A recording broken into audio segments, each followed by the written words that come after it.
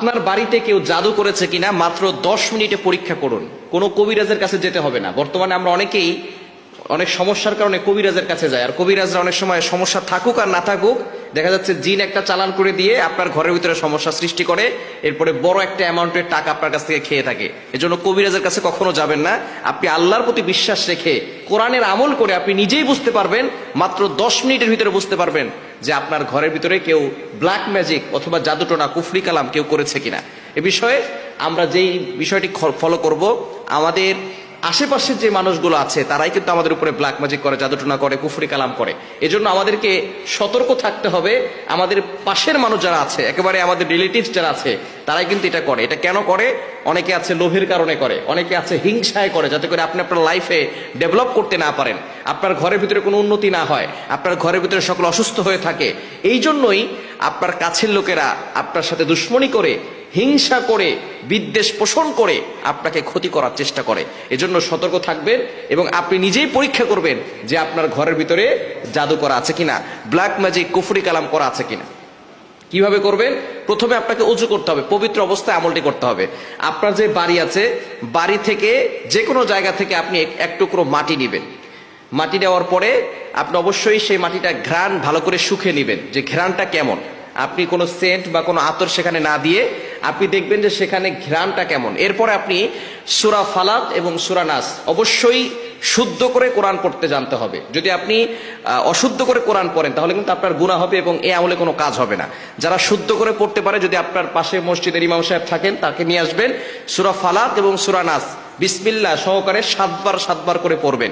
এরপরে সূরা বাকারার একটি আয়াত, 1 নম্বর পারার 15 নম্বর পৃষ্ঠার 1 থেকে 9 নম্বর লাইন পর্যন্ত এই আয়াত হচ্ছে সূরা বাকারার 102 নম্বর আয়াত। আয়াতটি একটু লম্বা, 9 লাইনের একটি আয়াত, অর্থাৎ আয়াতটি একটু লম্বা আছে।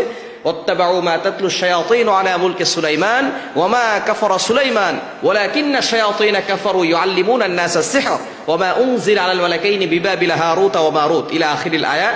আয়াতটি যেহেতু লম্বা আমি পুরোটা পড়লাম না, আপনারা এটা দেখে দেখেও পড়তে পারেন, কোনো সমস্যা নাই, তবে শুদ্ধ পড়তে হবে। সূরা ফালাক এবং সূরা নাস 7 বার করে পড়বেন। এরপরে সূরা বাকারার 102 নম্বর আয়াত পুরোটা আপনি 21 বার পড়বেন। পরে আপনি সেই মাটিতে ফু দিবেন। ফু দেওয়ার পরে দেখবেন সেই মাটির গন্ধ চেঞ্জ হয়ে গেছে কিনা। যদি দুর্গন্ধ বের হয় সেখান থেকে, তাহলে মনে করবেন যে আপনার ঘরে কেউ ব্ল্যাক ম্যাজিক, জাদুটোনা অথবা কুফরি কালাম করেছে। এ বিষয়ে অবশ্যই খেয়াল করতে হবে।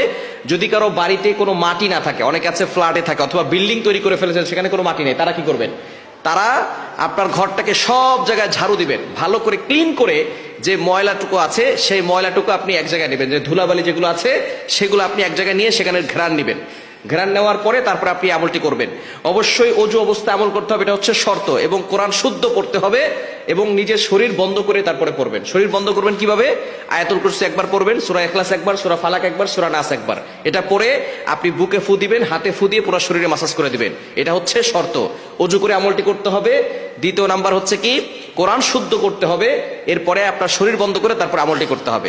আপনি যে কোনো সময় আপনি আপনার ঘরের যেই মাটি আছে কিছু মাটি নেবেন, অথবা আপনার ফ্ল্যাটের যে পুরো জায়গাটা ঝাড়ু দিয়ে সেখান থেকে কিছু ধুলাবালি নেবেন।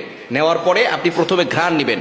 এটা যদি প্রথমবার আপনি মনে করতেছেন যে দুর্গন্ধ বেশি আসতেছে, তাহলে আবারও আপনি আমলটা করতে পারেন।